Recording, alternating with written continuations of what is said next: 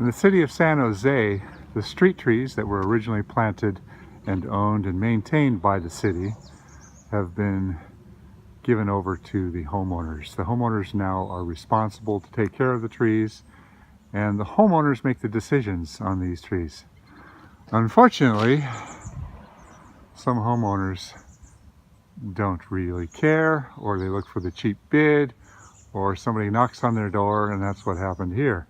This is really sad because you look down the street, there's a lot of nice sycamore trees down here. These are the London Plains. And I look at this mess and I think, my God, it'll survive, but oh man. You know, why this is happening really, really bothers me. And then I came over here and I took a closer look at it, and sure enough, some guy just spurred his way up the tree, wailed on it, charged him whatever, and now the city-owned tree is a homeowner butchered tree. I think this is wrong. I think the city should reinstate its responsibility for all the trees that it has planted and respect the integrity of the trees. You know, this sort of thing shouldn't be happening, but it's happening every single day. And unfortunately, it's really easy to find lots of examples of this kind of abuse. I was driving down the road, and not too far from the last trees. Here it is again. These happen to be liquid ambers. All right, I was driving down the same street here, and I came across, this is one of the original sycamores, and look at the way that it grows.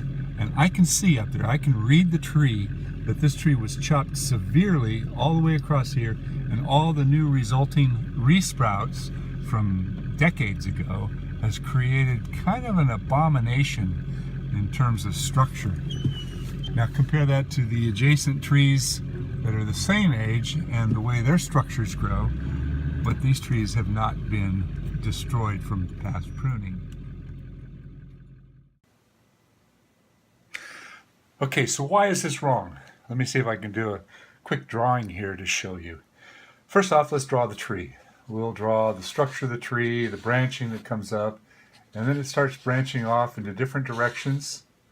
And each of these branches off into other directions. And this is kind of a crude drawing, but you get the idea. And each of these sprouts out, and that's what develops the basic form of the tree. As the tree gets bigger and bigger, everything grows off of here, and you get your tree getting taller and taller.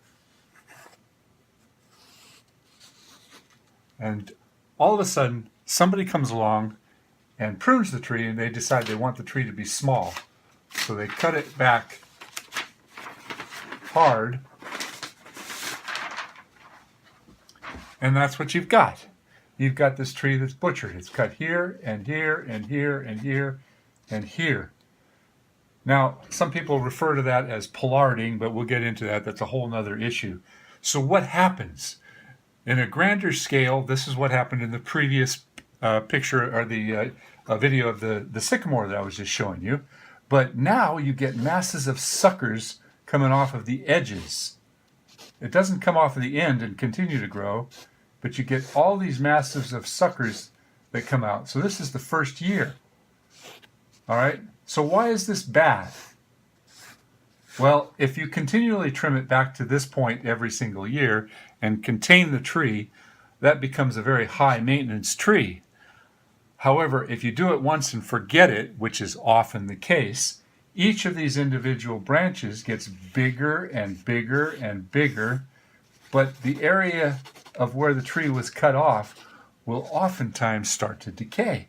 So you end up with a weakness at each of these cut spots. But these new limbs get bigger and bigger, and in time, say sometimes decades, they'll reach a point where they get so much bigger you'll have much more weight on each of these attachment points than the tree would normally grow. Because in a normal situation, the branch will balance itself out and then the whole thing will get bigger. But once you start this process, you have permanently destroyed the tree's ability to attain a natural, proper shape. Hope that explains it. I was called out to look at a sycamore, Platanus acerfolia, that is leaning, and the client is afraid that the tree will fall on his neighbor's house. Now, my first observation is, yes, the tree is leaning. It's not a real old tree. However, the neighboring tree seems to be crowding it out, so my first thoughts were, well, this tree is growing to reach its own space and its own light, and because it's so crowded, that's a natural occurrence, and it's probably pretty strong in here. And I got to talking to him, and I realized that there's some new cement over here, or relatively new. And I asked him, I said, what, did they take out a tree here and replace the cement and replace this tree? He says, no. They came in and they ground out all the roots and they put in a root barrier over here for this tree. So that kind of changes my opinion of the whole situation. So not sure how long ago this happened, but root severing and root grinding for sidewalk replacements is often very damaging, and you never know what's going on underground. The roots may be decaying. At the very least, there's a structural weakness over on this side for holding the tree, and the tree is leaning. It would hit the house, but probably not cause too much damage. However, if this tree continues to grow and grow and grow, it's going to just grow up and get much, much larger. And there is a strong possibility that this weakness down here may ultimately be the straw that breaks this camel's back. I don't really know, but you have to be really careful when you talk to people about how safe a tree is or how safe you believe it to be is. This one's a tough one to think about. Because it's not a huge tree, it's not a problem right now. But it's a species that gets huge, and it has no place to grow but over that side, over the neighbor's house. And across the street from the same tree is a situation of a tree that was planted in 1938. I know that because the neighbor told me. And this is a Modesto ash. It's dormant at this time of the year. And it had a weakness. A branch was removed here and probably something torn off here, because that doesn't look like a cut. And I see cement inside this main crotch. What's going on underneath these pieces of cement? What's going on in that main crotch? Is the decay inside here connected to this? Is this creating a weakness? I do know that this is a species of tree that is known for failures. It's a very brittle tree. It's a very, very old tree. I looked at both sides. The other side doesn't look as bad as this tight crotch right here. This is a judgment call. My recommendation would be get this cement out of here without damaging the tree. Get this cement out of here, and if possible, get that cement out of there.